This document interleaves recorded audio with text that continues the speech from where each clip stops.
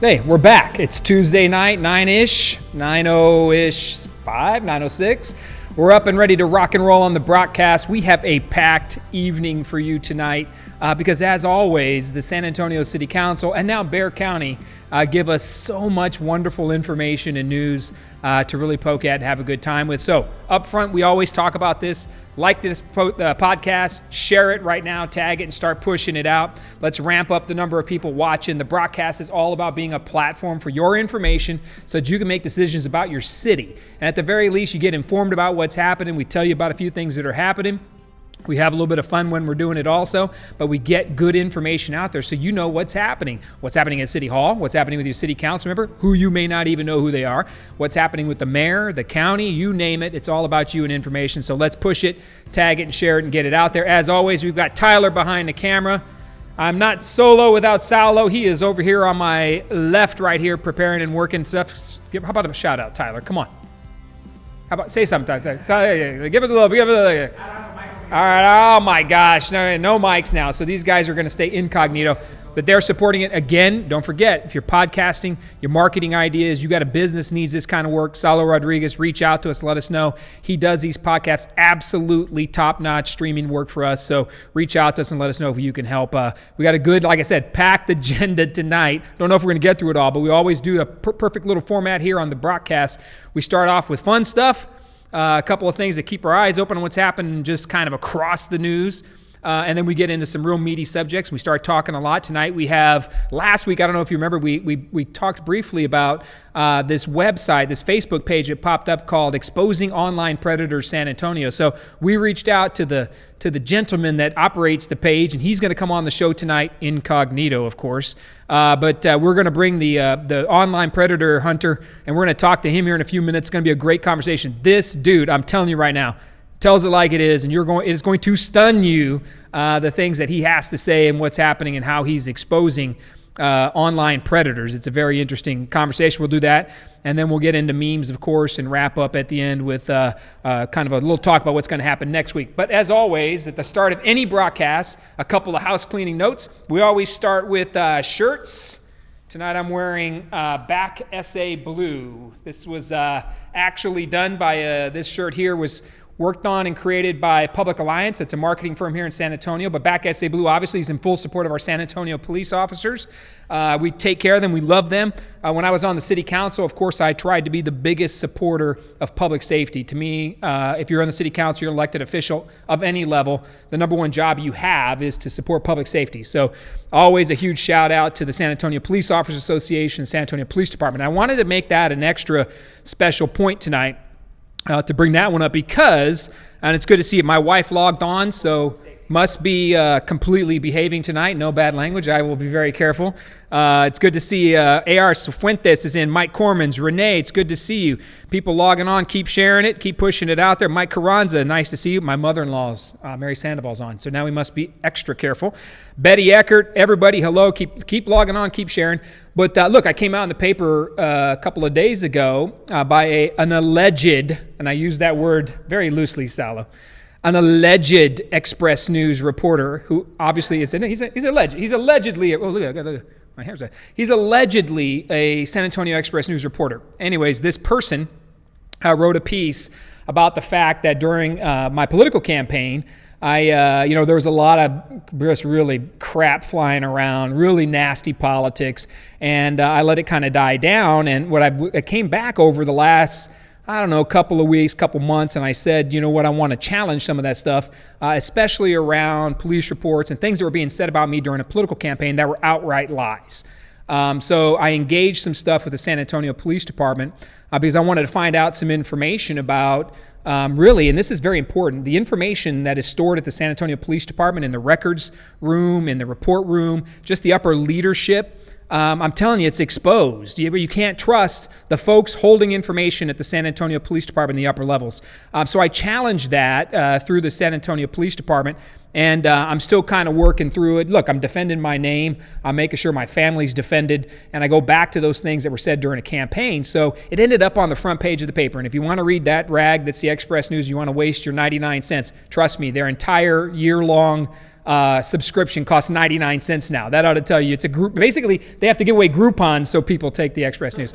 But look, I wanted to make sure that the police officers and the men and women who walk those beats, on the streets, on the motorcycles, in the bike crews, you name it, I'm in support of you 100%, and we're thankful for everything you do, because in that article written on Sunday was the accusation that somehow I was accusing a police officer of falsifying something or doing their job wrong. That is absolutely false. I'm accusing the city of San Antonio and really SAPD leadership of not securing documentation and doing their job the right way. So I called it out, and I'm going to continue fighting to clear my name. Just wanted to throw that out there because this is important to me, that the men and women of the SAPD understand that we support them 100%. My family loves them, and we're going to do all we can to take care of them. So big shout on the shirt. That's why I'm wearing it tonight. I support you, and I back the San Antonio Police Department men and women 100%. But more to come on that in the future, because I'm not going to let it die. We'll do a show later on about what's wrong with the leadership at the San Antonio Police Department when it comes to retention of records and as well as leaks. That place has got more leaks, Salo, than the Titanic. I'm here to tell you 100%.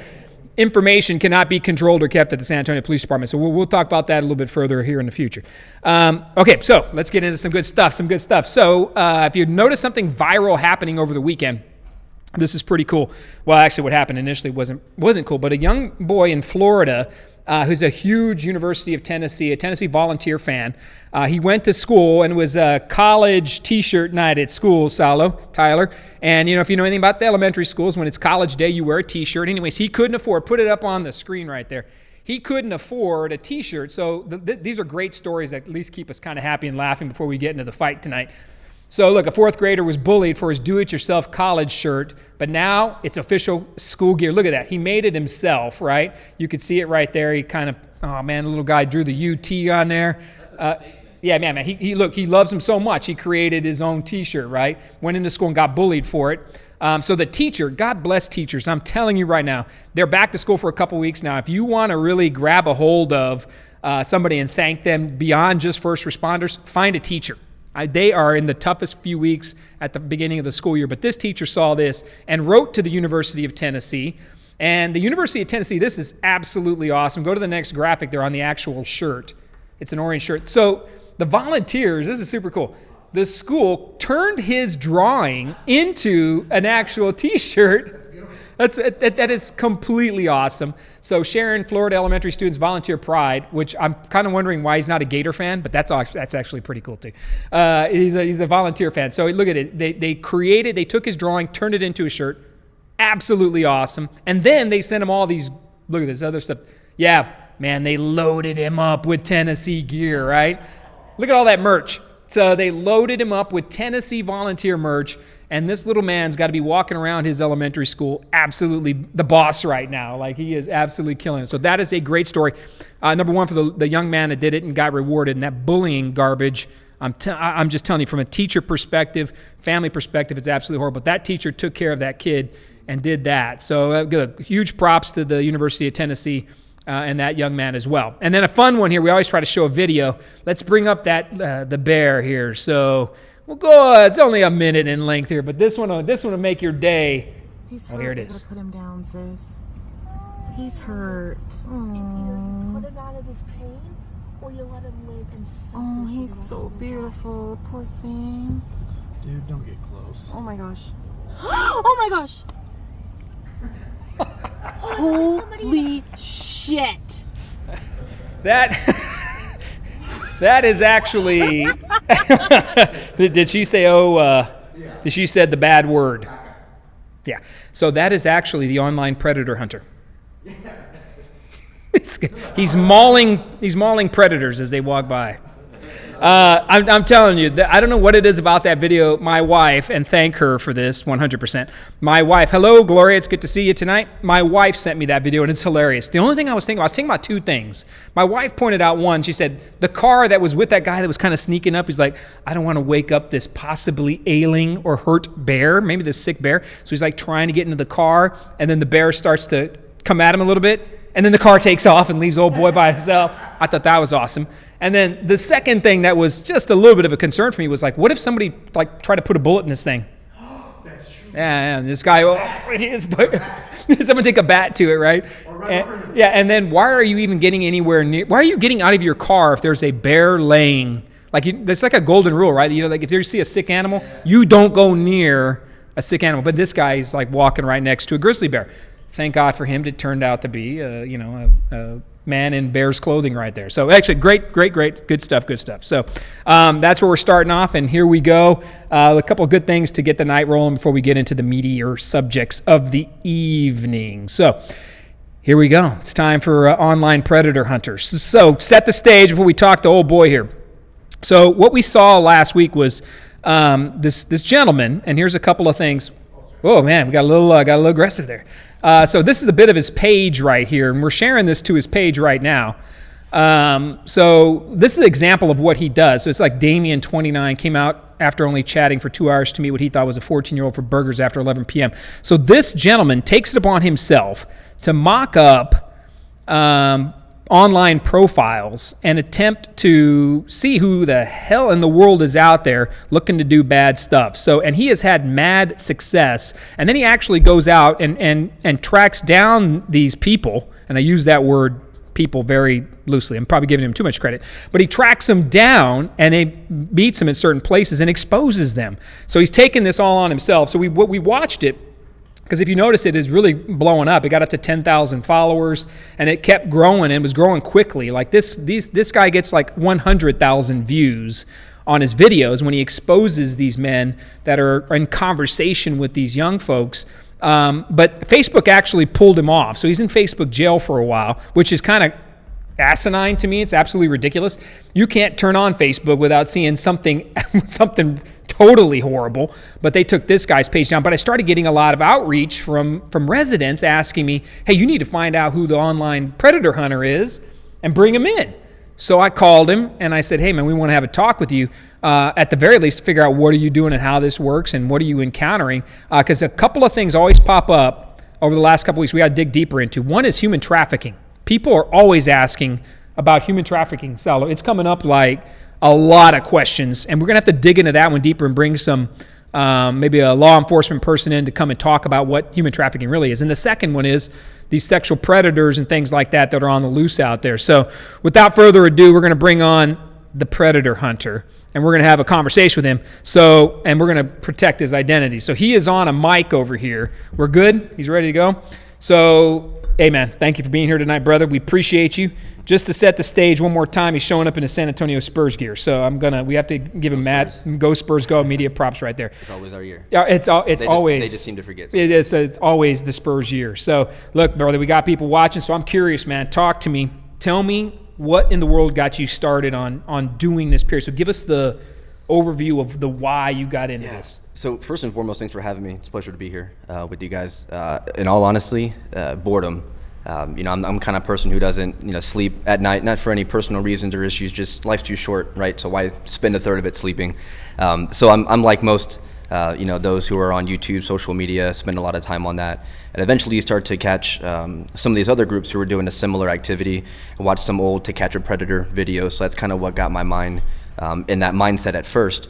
When I started watching these other groups going about it, there was different tactics that they would use. Some would go about it for views, some would go about it for reform. And then once I got to the point where I watched enough of those videos, pretty much all of the videos I could have watched, you have nothing else to do. So hey, let's see if I could do that. Right, and I'll definitely say it's not something easy to get into. I kind of low-key know what it feels like to be a woman getting hit up in the inbox. That's pretty raunchy. So that led me to actually creating my first profile, and the first person I exposed lived out in Wisconsin.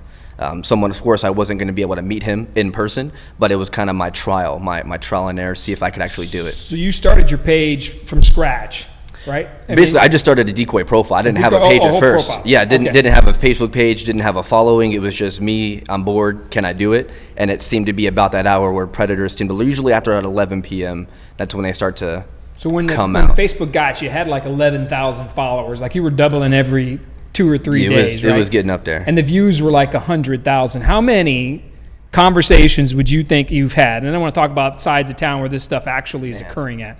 So how many conversations do you think, just in your short time of doing a few months, that you were encountering or handling at the same time? Yeah, I mean, because there's conversations with those that once they hear the age, they think it's okay, and then they kind of pause it. They kind of leave you in limbo. But there's thousands. I mean, more that I've had that I've actually been able to expose and bring that cat out of the bag to a certain sense. You're kidding me. And I'm counting those that once I tell them the age, because the profiles are 18 or 19 years old. Like, you couldn't tell my profile from anybody else who has an actual dating profile or online app. But once I tell them the age, that's when I count, all right, that person is, a predator. Once I tell them I'm 12, 13, 14, as young as 11. So once I drop the age and then they've consented in a way, whether they don't directly say it's okay, but they keep it going, I'll count that as an actual conversation. So thousands of conversations are ongoing. Is this all in San Antonio? No. What percentage do you think is in San Antonio? I'll get hit up a lot because some of these apps you can change your geographic setting to get inboxes from all around the world. So I'll have to filter those in. But just in San Antonio, I mean, I lose count. If I could show you here, I just started a profile maybe last week, and it's probably over the 99 limit because that's where the notifications will stop at 99. So it'll exceed that in one night. And again, these aren't profiles where I portray them, say, hey, this is my name, I'm 13. It's name and 19 years old. So sides of town, man, because I was getting messages, and this is the reason we started even asking the predator hunter to come in and have a conversation with us, was because I was getting a lot of outreach on it. Like, people are messaging me saying, you've got to look at this, Greg. This is a public safety issue. It's happening all over town. And it started really ramping up in certain sides of town. Even you mentioned it yourself a lot in the Alamo Ranch area. And that's more so out of convenience.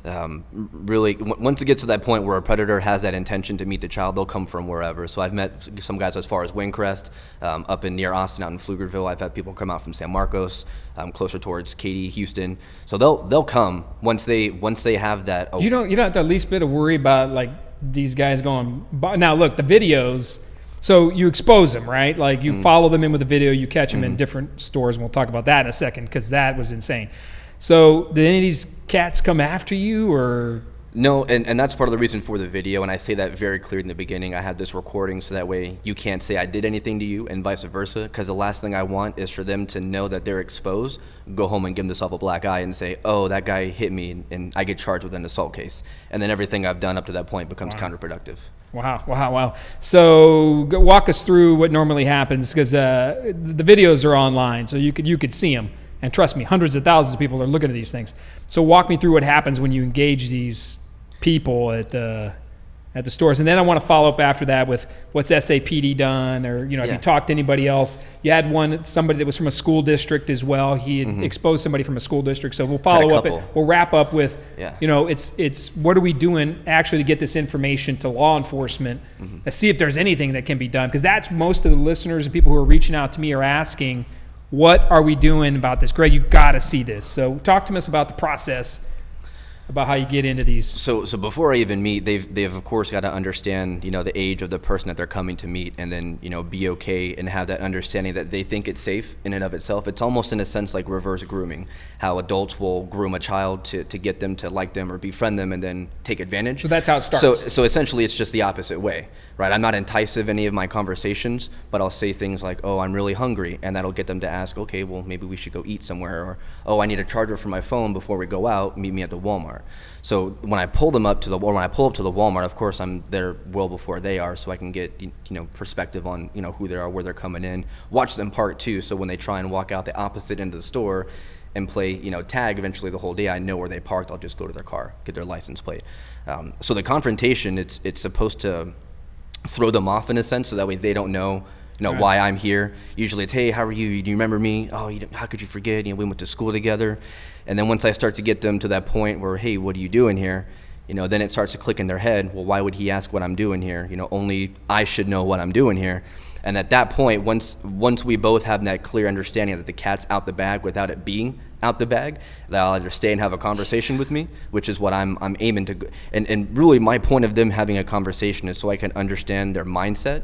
So when I get enough of these people, they can understand that it's not a curable sickness. Or they'll be smart, the smart ones, and they'll beeline it straight to their car without saying anything. And the whole time you're filming these, right? You're filming them, and you're inside of actual stores. And what I found kind of remarkable was some of these people actually talk to you Yeah. Like they have conversations and they full on admit, Yep. and this is what a lot of the listeners were kind of stunned by. Well, first of all, people were upset that it was in their side of town, right? Yeah. It was Alamo Ranch. I mean, I live over in that area. It's kind of crazy. So that it would be in that area, but they actually have conversations with you. Like they try to either justify it or they fully admit it, right? And that's a part of that. I don't call it interrogation, but that's part of the process. Is when I confront them, it's them nailing their own, coffin shut at the end of the day. So if it did go to a court of law, it's beyond a reasonable doubt. Hey, you can't deny what you said you were here to do in that video. And everything is from me walking out my car to them driving away, and that's usually when I cut the video. Once they're clear they're out gone. of my. So let's talk a little bit about the police department. So we wrap up here. I just want to get, what do you think? I mean, what's your interaction? So I got to imagine some law enforcement's probably not too happy about this, and some of them are probably happy about it but don't say anything. Both. So what are you getting from law enforcement, whether it's county or? So I'll get and SAPD? kind of the easiest way to put it is hey man, while I support what you're doing and we're behind so much red tape, we can't do what you're doing. As a father, I respect kind of what you're doing, and that's the issue. Is they're held behind so much red tape, and there's only so much they can and can't do. They ultimately, what I've understood, they want an actual scenario to occur where there's not only an actual child, but there's actual harm done to a child in order for them to take it seriously. Whereas in cases of domestic violence, like we were talking earlier, the DA will just take it over, almost instantly. Whereas in cases where, hey, I have this guy I was chatting to, he thinks I'm, this years old, 12, 13, 14, nothing. and he said all these things, he sent me all these photos, it's very clear what his intentions are. What can I do to you to give you everything you need to turn them in? Or to So do what you without gotta naming do? the school district, you snagged somebody that was, I think, literally at the school chatting with you, sending photographs from the school. It looked like to me. Did the school district reach out to you? I mean, I have to name the school district, but so I've got two within that same district. Yeah. One was I don't know if I say, but he's already out. So he's a chemistry teacher. He's a 9th grade teacher. Came out to meet the same age of the boy as he was, teaching in the classroom. He resigned once his video was posted before HR could get to him. However, the most recent one, I think you're talking about, the custodian at the middle school. It was a custodian. A custodian. At middle school. It was, And I purposely waited until after hours on a Friday on a long Labor Day weekend to plant that seed so it can grow and that pot could have been stirred. Yeah. So I was reached out by HR with that district, and I did actually go in and have a conversation with them, just like we're having. Thank God, man. Thank God. Because I don't know, look, and the reason, one of the other reasons I wanted to say or bring this on was, number one, people wanted to hear from you. Like, literally were reaching out saying, find out about this, because from a public safety perspective, I'm just ticked off this is happening. And is SAPD in a position to help, or Bexar County in a position to help? It's hard to say. I'm not law enforcement. I don't know what the procedures are, what their general manual states they can or can't do. But I would tell you this, you have to watch your kids online, whether it's text, Instagram, Snapchat. I mean, you name the platform. You're communicating with, by the hundreds, legitimate predators that are out there after kids that are under 18. Is that not an accurate statement? 100%. That's absolutely true. Just like you see how these children are getting, in the news where they're finding guns in the homes and they're shooting themselves. We need to teach internet safety the same way we're supposed to be teaching gun safety to our kids. Because once you put your child online and their identity is online nonetheless, there you go. It's whether it's on Facebook or it's in a MySpace chat room or whatever kids are using nowadays. Once that child is online, a predator is going to find their way to them and attempt to groom at some point in time. Man, you were on point with that. So that's definitely why I wanted to bring it up, because we wanted you to come on tonight. And look, we make comments about, the predator hunter and all these other things. But at the end of the day, what you're exposing or what you're bringing in is a teaching tool, right, for parents. Absolutely. Right? If you are letting your son or daughter go run amok on social media, you're asking for it. Like Absolutely. at some point or another, and I have to keep an eye on my son when he's playing Xbox, when he's live streaming wherever. You have to pay attention to every little thing they're doing, because someone out there is doing something to try to get to them. And I think that's what you've exposed. So a lot of people, look, I watched the comments on exposing online predators San Antonio. So I watched the comments, I watched some of the things. And this, I'll tell you about it. If you're wondering why would Greg bring this up, well, number one is exposure. We've got to make sure people know. Number two is take care of your kids, watch their online profiles and presences, because people are out there and they're after them. Bad people want to do bad things online. So we got to grab that. And then the third piece is also is that, I think what you're doing, 95+% of the comments on your page were all positive. I mean, there were some that would hop online and say, hey, this is wrong. You can't be doing this. But like 95%, if I was counting them, were praising you for what you were doing because ain't nobody else doing it. Oh, that's how they feel. Yeah. So hopefully tonight this will ratchet up some of that information and grab it, brother. We appreciate you. Absolutely. And thank you for what you're doing, man. And keep us posted, man. Let us know how it's going. I hope you get out of What's the page? The page is Exposing Online Predators SA, and I really hope he gets out of Facebook jail because there is plenty more on Facebook that should be blocked besides a guy busting predators. Yeah. I mean, we're out there. You can go through Facebook right now, and there's some ridiculous stuff that's absolutely disgusting popping up, and they kicked you out. So, hey, man, here's hoping you're safe. Be careful, brother. That's also another point to make. Appreciate Just that. take care of yourself. Be careful. We appreciate you, man. All Absolutely. right? Yeah, thanks All for right, having me brother. All right, man. Perfect.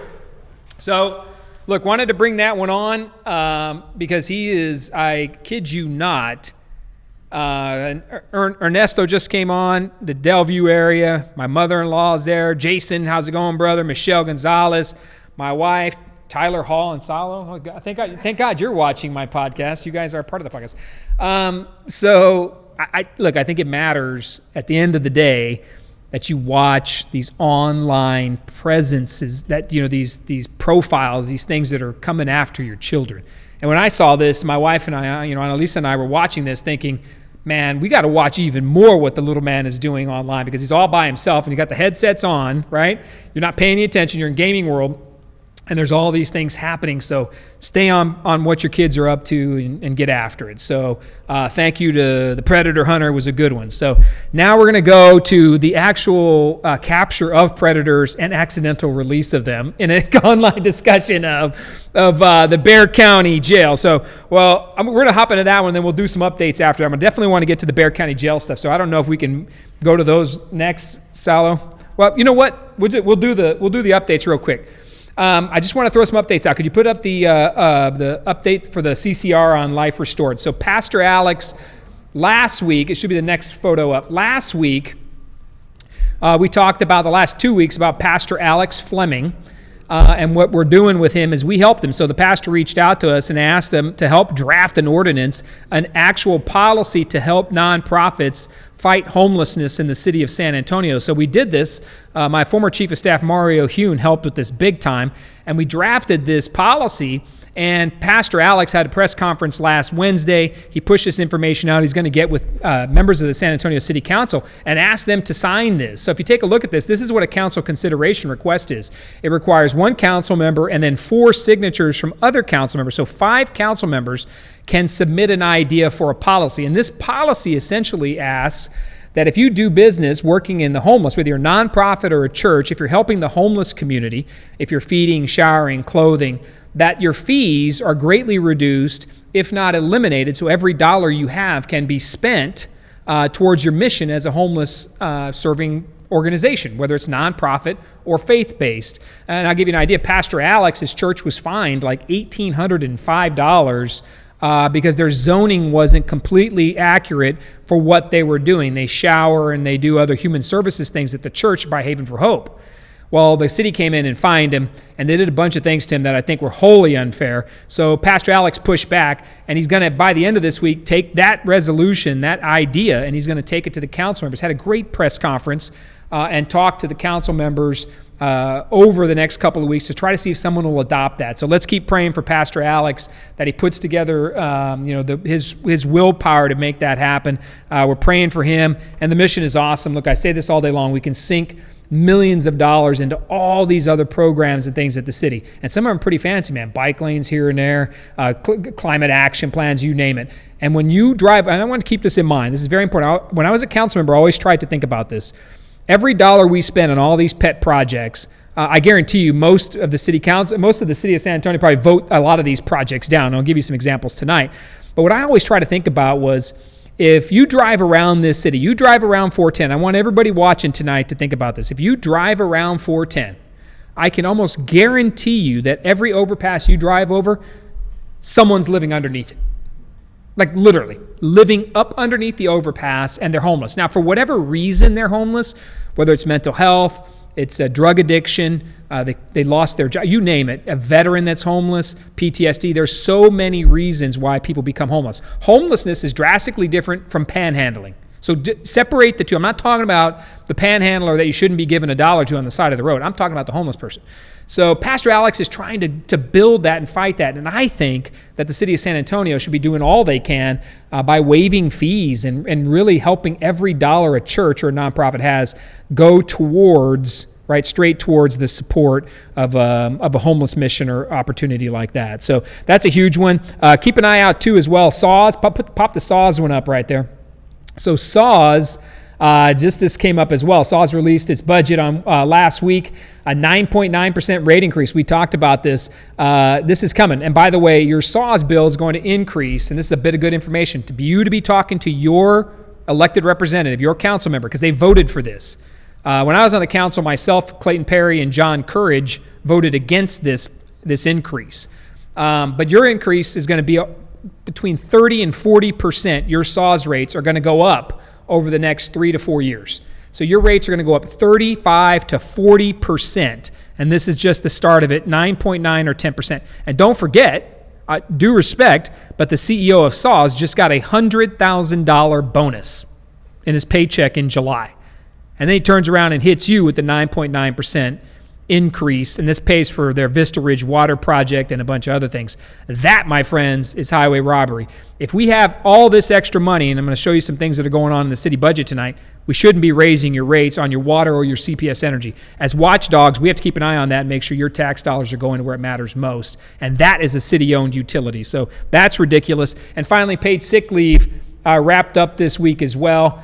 Just a mental note about this one. This is going to get voted on soon, so the recommendation now is for any business. Now, all businesses in San Antonio are going to have to pay paid sick leave if you work any hours in the city. And whether you're a 1099 or W-2 employee, you're going to pay. You even have to pay, check this out, you even have to pay paid sick leave if you're an undocumented employee as well. So everybody, no matter if you're working for somebody in the city, you're going to have to as an employer, any size business, you're going to have to pay paid sick leave, right? And it's 1 hour for every 30 hours worked or accrued. And I think you can collect no more than maybe 56 now or 58 hours in the entire year of paid sick leave. The courts are looking at it. It may still be ruled unconstitutional. We're not sure yet. But now all businesses are affected December 1st. That is huge because the small business wasn't supposed to be phased in until 2020 or 2021. But the commission that was put together by the mayor now says December 1st, everybody's going to have to pay it. So beware what's happening there with paid sick leave. We're not done with that one yet. There's a few quick updates. Now, let's get to the Bexar County Jail, man. This is the one we were looking for. What we got on the Bexar County Jail? What's first up on our slide? Aha! Okay, so timeline of activity at the Bexar County Jail. If you check out the Facebook page on the broadcast page, you can scroll down, you'll see the actual timeline. And you can go through, but the biggest thing you'll see, no matter what's happening over the last year, is that people are getting released from jail, from the Bexar County Jail, accidentally.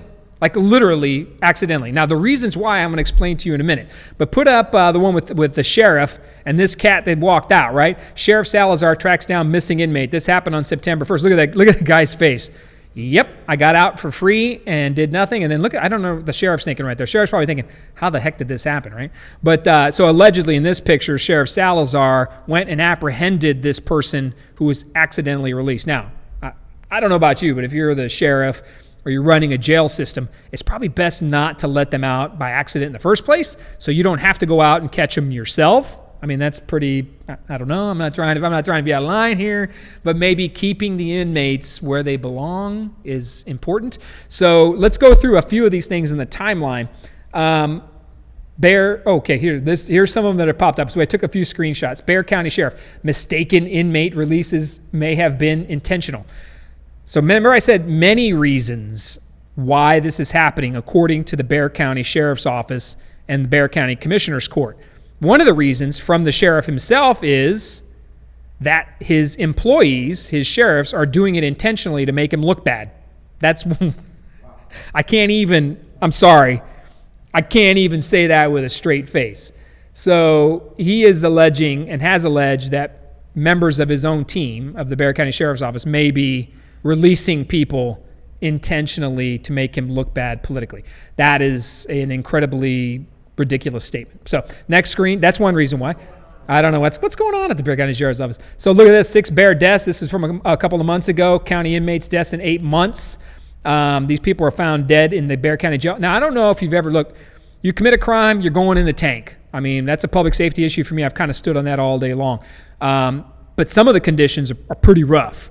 And I think it is a human dignity conversation that should be had when it comes to how we house are convicted, because there is an innocent until proven guilty standard in our court system, and I'm 100% on board with that. Obviously, as a public safety supporter, I do believe the first step is to get these people off the street, but they shouldn't be dying in prison, right? So that's one issue that the Bexar County Jail is having. What else we got up here, Salo? Yep, another one. This is an interesting one. In July, Bexar County Jail inmate released over incorrect birth date. That happens, yeah. So what luck is that? We got any more? Let's see here. I think there's another one. Oh, yeah. Oh, man. Jail blames SAPD, all right, after felon mistakenly released and recaptured. And is that the last one? That was July 16th. And then just yesterday, an inmate was released named Amanda Garcia, right? She was released by accident, and she was the wrong Amanda Garcia. Apparently there was 2. Not a man named Garcia. Amanda Garcia. It wasn't a man named Garcia. Or was it? How many men named Garcia has the Bexar County Sheriff's Office released by total accident? So 2 released, and then they caught their mistake, right? They came back around, they fixed it. But are these situations that should be happening in the first place? I don't know. It's a little bit difficult pill to swallow, right? The county is responsible for the jail system. They do the intake work. They do the magistrates work. They do a bunch of the SAPD brings, the officers are bringing their folks to the magistrate's office. The county's responsible for a huge portion of this and takes a lot of your money. So it really is job leadership function 1 at Bexar County Sheriff's Office to make sure that the jail is a safe and secure location so that their own sheriff doesn't need to go out and apprehend inmates that were accidentally released. So lots of work that's going to go on there. And you have to find out what's happening here. And these things are very important from a public safety perspective. So we're going to start poking holes and asking questions of the Bexar County Sheriff's Office just to see what in the world's happening. We're going to bring some candidates on that are running for office as well. And we're going to have them talk about what they would do. The election's coming up. One of the things that concerns me, and I know the Bexar County Sheriff was an elected Democrat. I'm going to get a little bold here. I'm going to make a pretty blatant statement on this. I think a lot of people question if the Bexar County Sheriff's a sheriff just for Democrats. I said it. Because I think one of the biggest problems we have is the partisan nature of the Bexar County Sheriff's Office. It's become highly politicized. And one of the things that's always concerned me is the way the sheriff mainly attends only Democratic functions and supports Democratic candidates, and he's everywhere. I think that's a huge perception issue that we're seeing. And then it separates really the city and the community. Public safety knows no political boundaries. It knows none of it. So I have really grave concerns, and I'm hoping that we can get to the bottom of it. And there are people working for the sheriff who are hired political guns, and what that equals is problems in policy, like why are you doing things? How are those things working in the jail? How do the employees feel about you? Where's the morale? Where's the line between what's political and what's public safety? Those are the things we need to uncover and go after. So it's a tough conversation. And I'm sure the sheriff's office probably doesn't want to hear that at all. But I'm telling you, that's the perception. That's the feedback I've received, which is it's a sheriff's office only for Democrats. That's somebody, more than one somebody, multiple people have said that to me, that the biggest disappointment they have is that it's highly political now. He hired his political campaign manager, put him on his staff, and now the whole office is politically charged. And that, I think, is a huge problem when it comes to the sheriff's department. And we need to think about that. And it's a conversation I think we're going to keep having. When you see these other things happening, breakdowns in the organization, it causes problems. And I'll give you another example of what we're doing is put the one up on the gun poll. So the Bexar County Sheriff's Office, in conjunction with the Bexar County Commissioner's Court, put out I think it's almost 8 initiatives when it comes to gun control, because we know what's happening in the city of San Antonio. Gun control is all the rage right now. We had 2 deadly shootings, mass shootings in San Antonio, in Texas, in El Paso and Midland, Odessa. And so gun control is ratcheted up. And in that conversation, Bexar County came out yesterday with a few initiatives, and I wrote them down just so I didn't want to show them all to you, but education, active shooter training.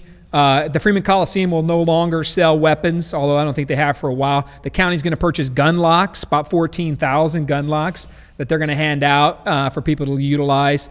Be smart education, which means secure your guns, model the behavior, ask about guns, recognize the role of guns in suicide, which I think is huge.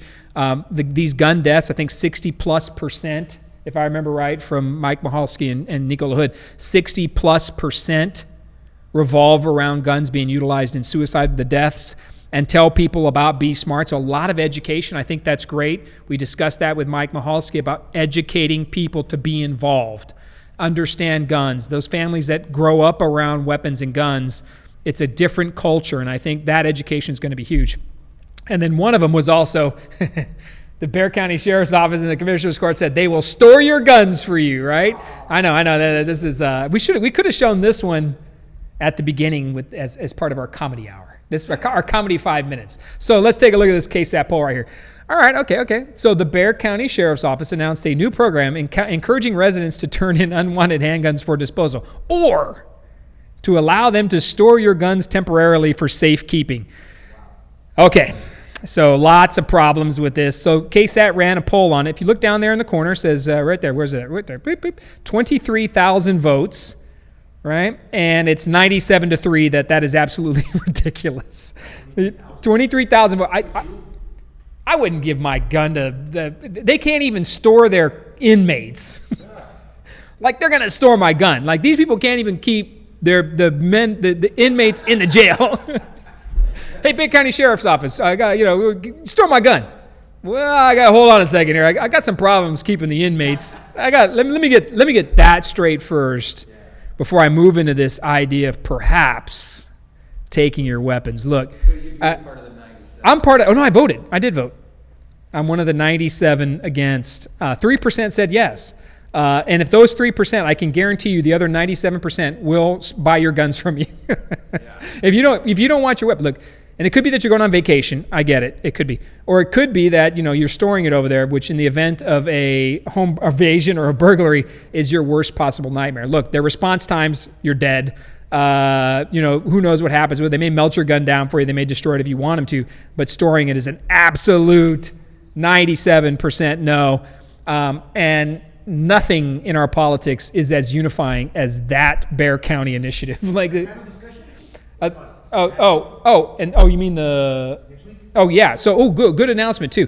Next week, the city of San Antonio, from Councilman Manny Pelaez, District 8, he's held a series of town halls on gun control, mass shootings, and stuff like that. Next week on the 18th, he's hosting his final one, and the broadcast is going to be there with Mike Mahalski and some other folks. We're going to show up. We're going to stream it for you, because I think you need to see what people. We don't know where it's going to be yet, but we're going to make it there. We're going to stream it, and we're going to put it out there. So people can see what folks are coming in and saying, like what they should be doing about guns.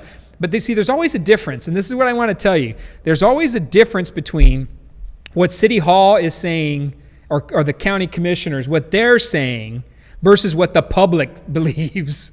Like if you go ask your elected officials downtown, oh yeah, we need to get rid of cars. Nobody should be eating hamburger meat anymore. We need to get rid of that. Everybody should be walking to work. It's fantastic. We're gonna change the climate, all this other stuff. But the people out in the real world, right, out in the community, don't feel that way. And these gun issues are a prime example of City Hall, the County Commissioner's Court aren't on the same page with where citizens are when it comes to gun control. If that poll's any indication, it's an overwhelming joke. So we're going to be over and live stream that for conversation next week as well. It's going to be huge. Put that one up about Walmart. This is a funny one from the anybody watch a Babylon Bee? They came out with this yesterday. I thought I'd put that out there for you. Walmart discontinues auto part sales to prevent car accidents. Come on, man. We had to go there just a little bit. But what should concern people too, put up Dan Patrick. I mean, let's be honest here. Let's go a little bit at the Republicans too. Texas Lieutenant Governor Dan Patrick pushes gun control. So he came out advocating for stricter background check issues. And I got to tell you, I'd agree that most people don't want guns in the hands of people who are mentally ill, right? I think we can all agree on that. Maybe that's what the lieutenant governor is trying to push out there, which is not in the hands of the mentally ill. So then becomes, who classifies you as mentally ill? And then how do you prohibit or prevent that? And we all believe, look, if you commit a crime and you're convicted, you should not be in possession of a weapon going forward in the future, a felony, things like that. There are things you can do, the laws in the books that we can already handle that. Guns can't be sold around schools. There's federal firearm laws. There's already huge background checks. But what we're trying to do here is expand them. And I think this is going to be a Texas-sized fight. So it's going to be interesting if the lieutenant governor, who is probably considered one of the staunchest Republicans in the state, is now falling on the side of some minor or a little more effort into the background check piece of it. We're going to have to see where this is going. So we'll stay on board with that one and keep an eye out on it. So good stuff. We got a few more minutes here. I want to knock out a couple of more knowledge points for you. So again, this stuff may freak you out a little bit. So we'll wrap up on the issues with the Bexar County Sheriff's Office. A lot to do there, a lot to unpack. Let's bring experts on. People, you got any ideas, shoot them to us, put them in the comments. It's good to hear everybody. Kathleen just logged on. Sylvia's there. Michelle Gonzalez. Russ, cognitive impotence. Renee's back on there. So lots of comments. My wife's obviously out there still commenting, going for it. So Bexar County Jail will follow it and keep up after it, and hopefully we'll get some candidates in and be talking about what we're going to do to fix this mess, because it's been a few years now, and it's not changing. It's getting worse. But let's move to the budget timeline real quick here. So I wanted to bring your awareness to this. We were digging around in the budget. So the city of San Antonio wraps up its budget vote here by the middle of the month. And I wanted to kind of highlight one piece of the budget process for you. So at the end of every budget process, $10 million roughly is left for council members to allocate to projects of their choosing, things that are interesting to them, right? One year, in fact, I got approved to do some cash for veterans employment, right? Spousal veterans employment, that type of thing, making Military City USA spending. But some of these things get a little bit out of control, and I wanted to caution you about them. Like, I really wanted to raise your awareness on that. So put up the first screen about the budget overview. It's got the blue line at the top, general overview. Yeah, right there. So here's the general fund, right?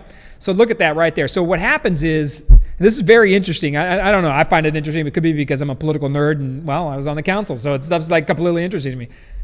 But the hotter it gets, obviously, we own CPS Energy. The more you use your air conditioning, the more money goes back to the city of San Antonio. So the city, so look at that. It says use of CPS one-time revenue from the sale of excess power to the Texas market, not anticipated in the fiscal year 2019 estimate. So because it got so hot, extra dollars are coming back to the city through CPS Energy to the tune of $7.8 million, right? So that's extra money into the general fund. And these council members now get to take that cash and treat it like it's their own personal little piggy bank. And it gets pretty ridiculous. Personally, I think a lot of this is tax rebates. I think we should be giving money back in the form of taxes, tax relief, or at least putting the money where it matters most. Public safety, streets and sidewalks, the basics that the city demands. But no, not our city council. So I couldn't list them all out. There's like 30 initiatives that get submitted. So put the one up about, what's the next one? Just put anything. Let's see what we're dealing with here. Aha, okay, so here's an example. Neighborhood and housing program to provide for 10 $25,000 home grants that District 2 applicants can apply for to make essential structural fixes to their home, funded with an NSP grant. So some of this money's coming in. It's tax dollars.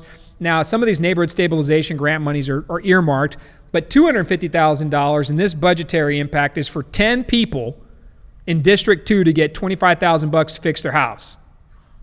All right, so that's one item. Okay, that's the kind of thing that comes up.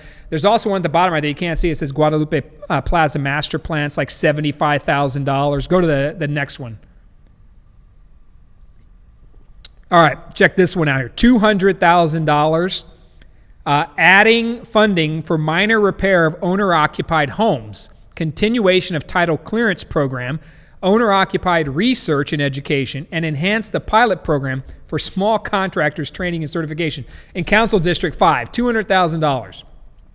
The city is investing your tax dollars into housing construction for particularly qualified homeowners in this city. So it's a rigorous qualification process. I'm not saying it's not. They're not just throwing the money out to anybody. And oftentimes, look, people will be okay with it. If it's seniors, hey, maybe we want to help a senior out if they got a leaky roof or something like that. I get it. But in this case, we're already at almost $500,000. $500,000 that the city is putting your tax dollars into helping a very small pocket of homeowners in the city. And I don't know, you should know about that. Whether or not you agree with it, we'll figure that out and go over it over time here. Go to the bottom. Well, there's one right there, $274,000. Increase the amount budgeted for maintenance of non-service alleys in District 7. So $275,000 to fix non-serviced alleys. And then this one, $150,000 for Mexican American Civil Rights Institute. Funding for 2 years to assist with the establishment of the institute. So your tax dollars to fund this Mexican American Civil Rights Institute for 2 years. I'm not saying $150,000 is going to cure or stop crime in San Antonio. Not saying it's going to fund police officers for the next 10 years, but that is. What's the purpose? I don't know. Tyler asked a great question. What's the role of government? Where does this thing end? That's a perfect example. And then here is the interesting one. Bring up the last shot. I think it's okay. So I just want people to know this. The city council, actually, about a year, within the last year, Alamo colleges had came out with a plan that they're going to offer free college for all high school students, or as many high school students as they can in San Antonio. Free college at the Alamo colleges. And when it came out, I think people were, it was split. It's an interesting concept to give free tuition when people are working hard to pay for their own tuition. They join the military to do it. Employers have military or have education assistance right down the line. I joined the military. That's how I got my college paid for. But look, Alamo Colleges then turned around, and this is kind of snuck under the radar. So I'm glad we're able to expose this one tonight. Alamo Colleges has asked for $11.2 million over the next 5 years to fund the Alamo Promise Initiative, free college for certain people in this city. Now, I put it up on the broadcast a little bit earlier on the Facebook page, and it's receiving overwhelming negativity because people are like, look, don't give it to them up front. Maybe workforce credits at the very least. Make them reapply for reimbursement after they've completed something. A lot of people are saying join the military, find an employer that helps pay for that. A lot of people are saying, look, nobody took care of my kid when I paid for that college education within the last couple years. Can I get reimbursed for that as well since I paid for my son or daughter to go to the Alamo colleges? This is only going to grow. 11.4 million or 11.2 million is the tiny part of it. It's already 1.4 million. If you look at it, it says that middle sentence right there, attached amendment list includes $1.4 million in the fiscal 21 budget.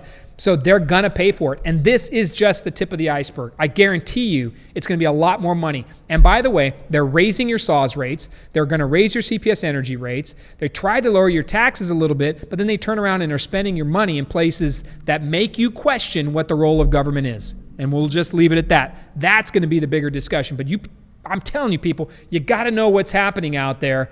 And if they're doing this, notice it has not even made the news. It's barely a blip on the radar that they're taking $11 million, right? That's your money. That's your tax dollars, and they're putting it into free college. It's debatable either way whether you want it or not. But I think in this kind of expenditure, the public should have a vote on transportation, whether or not we do the Alamo Promise. That's important. We're giving away millions of taxpayer dollars. That should be voted on. The Climate Action Plan should be voted on. These are billions of dollars of spending, and the public has no say because the 11 of them at City Hall are making these decisions and that you don't even know about. So again, we got to be very, very concerned about it, especially if you pay ACD taxes, which we all do.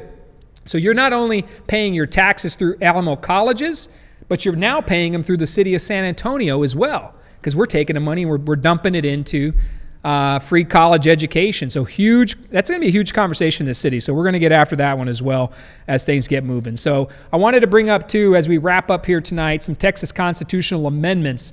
I wanted to bring everybody's attention. We'll roll a couple of them out every next couple of weeks as it leads up. So the November election is the first Tuesday in November. In 2019, there are 10 constitutional amendments up for a vote. Tonight, I wanted to highlight Constitutional Amendment number 4, if you could put that up. The sample ballots are available on the Facebook page. You could see them right there, but there's proposition number 4. Favorite verses. Oh man, you gotta. It's getting late. It's getting late for the broadcast. We're down to the last 7 minutes. So the Constitutional Amendment number 4 states this. Basically, it's a tax. It's an individual income tax. So what the amendment is asking, right? Here's an example of the sample ballot. You can take a look at it right there. 10 initiatives. You'll see it in November. You got to vote in November. These constitutional amendments are going to be on the ballot for your vote statewide. Go to the next shot. Here's proposition number 4, and I wanted to make sure you knew about it. Got a lot of questions on it, so I did a little bit of research into it. Hey guys, Drew Brees here. Whoa, I didn't like that one. So there it is, proposition number 4. So the proposed amendment will appear on the ballot as follows. The constitutional amendment prohibiting the imposition of an individual income tax, including a tax on individual share, partnership, or unincorporated association income. So essentially, this one, I got to tell you, is a yes vote, right? So some of these are worded in such a way that can be very confusing to the voters. So that's why we wanted to bring it up. It's on the Facebook page. You can click the link. You can go see and read the background on every one of these constitutional amendments. But this one proposes an amendment that prohibits the state from imposing or collecting an individual income tax. That is a hardcore yes. So in this one, you're actually voting yes so that you do not impose individual income tax. So read these very carefully because you don't know what you're voting for. If you go in there and think, yeah, no way, I don't want an individual income tax, you go vote no, you're actually voting in favor of it. So very tricky. You know, and Sylvia just said it right there. So, and Darlene, thank you for bringing these to light. Cara Dawn Weber said, no. You have to read these. Otherwise, they will get voted on, and by people who aren't paying attention, just going and hitting yes, no. Please read them. I started with number 4 tonight because it's huge and important. And some of them are very easy, constitutional amendments, but this one's huge and important. Stay on top of it. Know what happens the first Tuesday in November. I wanted to wrap up with a couple of things, but I want to make sure I got to this. And it is a Brockton Loaded segment, so we do Brockton Loaded. We try to wrap up the evening. Don't have a lot of time to do that tonight because I want to close out with our funny memes and get that wrapped up. But show the Drew Brees. Art Manzano just joined at a perfect time. Art Manzano literally just joined right now. I think you're going to love this one, Art. So play the Drew Brees video. I want to talk about this real briefly. Hey guys, Drew Brees here. One of my favorite verses in the Bible is 2 Corinthians 5:7. For we live by faith, not by sight. So I want to encourage you to live out your faith on Bring Your Bible to School Day and share God's love with friends. You're not alone.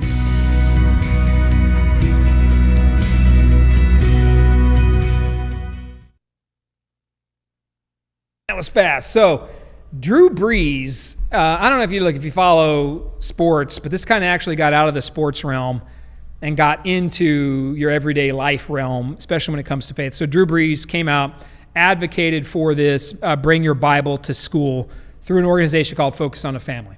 So Drew Brees came out, did a 22-second spot and quoted 1 Corinthians, and then talked about what it means to, model the way, just be a person. The whole program is about faith and bringing your Bible and working with your friend, right? Being kind and loving to everybody. And if anybody knows Drew Brees, if you follow the NFL, Drew Brees is a legendary NFL quarterback, right? From the public work he does in New Orleans is bar none one of the best in the entire nation. The city of New Orleans loves him. He is a saint. I mean, he is literally a saint in the most literal terms, not just an NFL football saint. He's a saint in that community. Brought them back from the brink after Hurricane Katrina. That football team means everything to that city. And Drew Brees, by the way, is one heck of a father, a role model. Put up the picture of his son.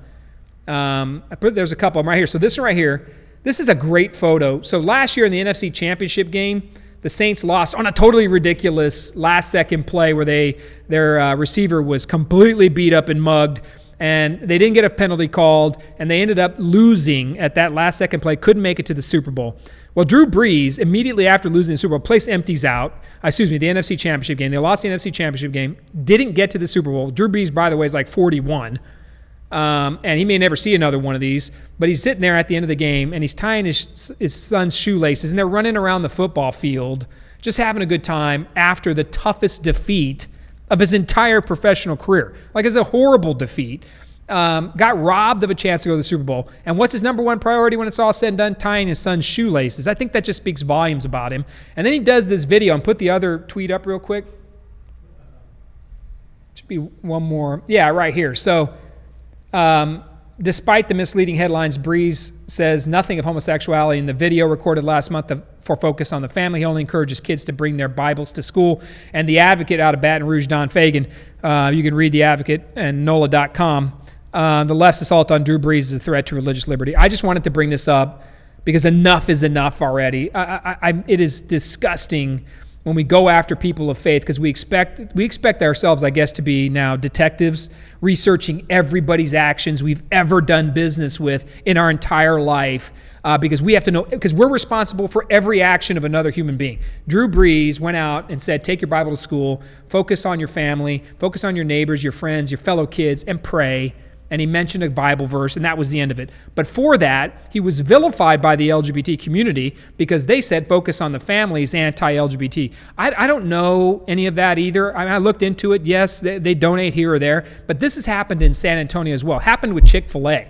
So what has happened is the LGBT community is weaponizing faith to use against people because Drew Brees, I mean, you can't find a better human being than that. And they still managed to go after him and say he was attacking people in the LGBT community. Absolutely ridiculous. It needs to end. It has to stop somewhere. You cannot be responsible for all these organizations. The man helps millions of people. I'm telling you, guys all over doing great things. And then instead we're going after him because he simply said take a Bible to school. And I think that line there at the bottom, the left's assault on Drew Brees is a threat to religious liberty. Absolutely. The left is assaulting religious liberty and the opportunities that, because, look, and their goal is equality, right? Everybody's treated equally and the same, but they won't afford those same opportunities to the faith-based community. And this I'll tell you about the faith-based community. They are 100%, I don't know, everybody I deal with believes that everyone is created in the image of God, so everybody's treated with respect and love. There's bad apples everywhere, don't get me wrong. And some people are using horrific means to humiliate and expose people, 100%.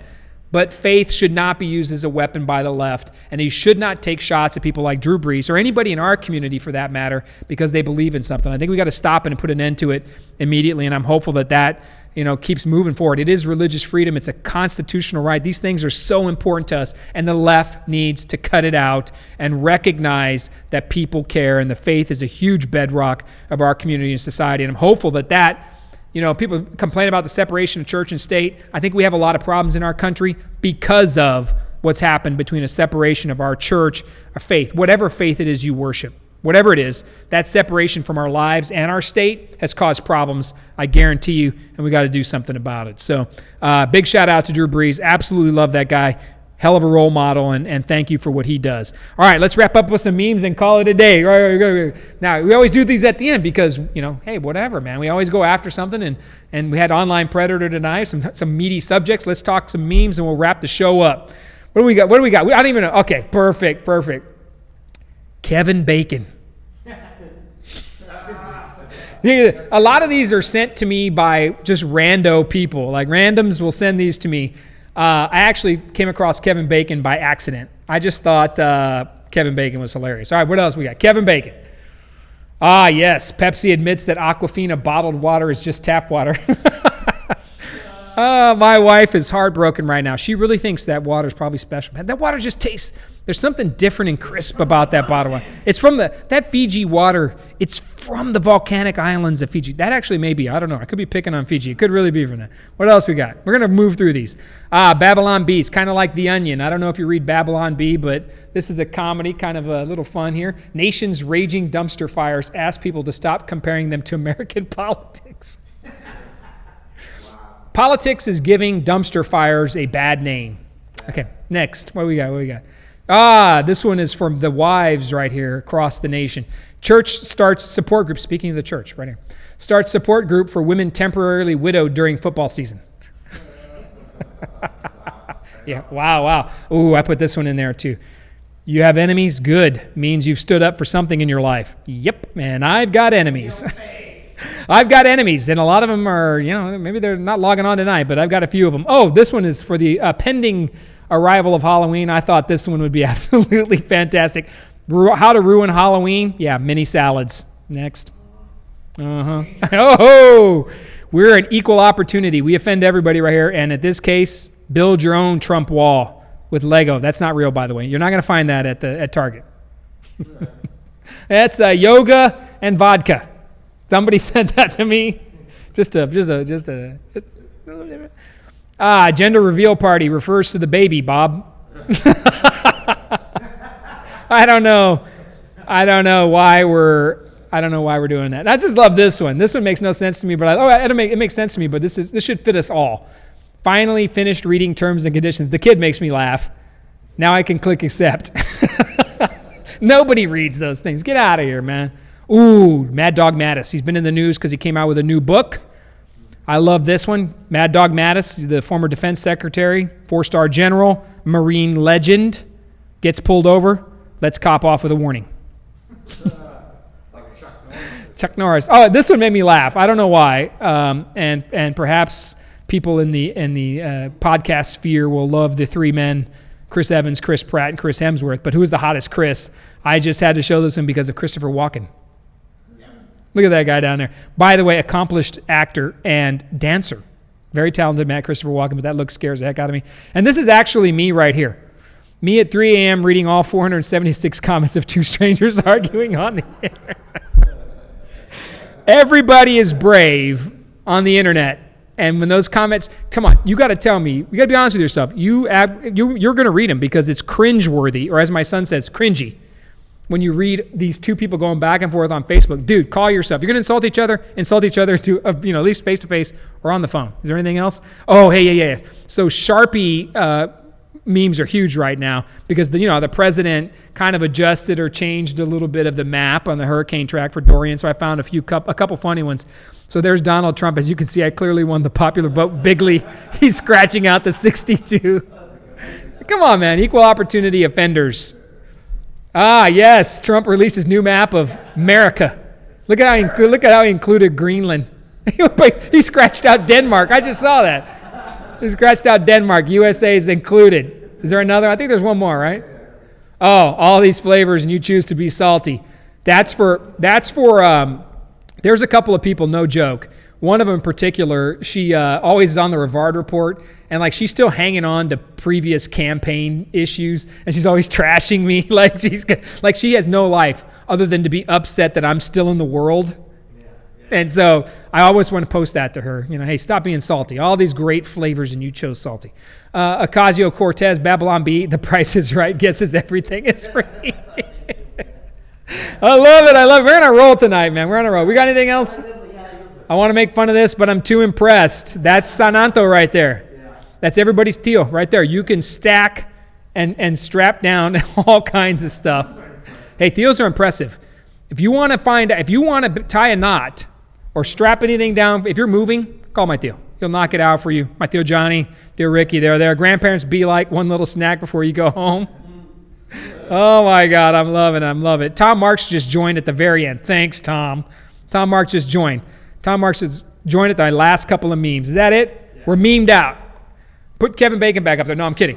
All right, that's the end of it. Okay, we went a little over tonight, but I'm going to wrap up. My wife Ray Rodriguez just said West Side. I'm not kidding about Theos. If we could solve the world's problems by putting the Theos to work. That's the wisdom of Theos. So, look, we're at it. Share this information. We had a great night. It was a lot of stuff tonight. I'm not going to tell you a lot of information tonight. So don't forget the key points when I wrap them up. Don't forget the November elections on the constitutional amendments are coming up. Number 4 we talked about tonight, which is no state income tax. But it's not a no vote on the individual income tax. It is a yes vote on the individual income tax. And we talked about Bexar County Sheriff's Office and what in the world is going on over there. And we're going to continue to poke holes in that because they're even doing over there wanting to, remember this, to wrap it up with this, the Bexar County Sheriff's Office and the Commissioner's Courts wants to store your weapons for you even though they can't properly store their inmates. Okay, and then we had a little bit of fun. We went over our memes. We talked about the upcoming budget cycle. It's very interesting to keep an eye on what's happening at City Hall. the city and Alamo colleges want to spend $11 million of your tax money on free college. Is that something you want to do? I don't know. We've got to figure it out. We'll keep poking into that. And other budget items going to get voted on in the next week and a half. Keep an eye on that, see what's happening. And don't forget, we had Online Predator tonight. It was a great discussion, I thought, Saulo, about what the heck this guy's doing. And he's actually making an impact, man. He's viral out there, busting predators online.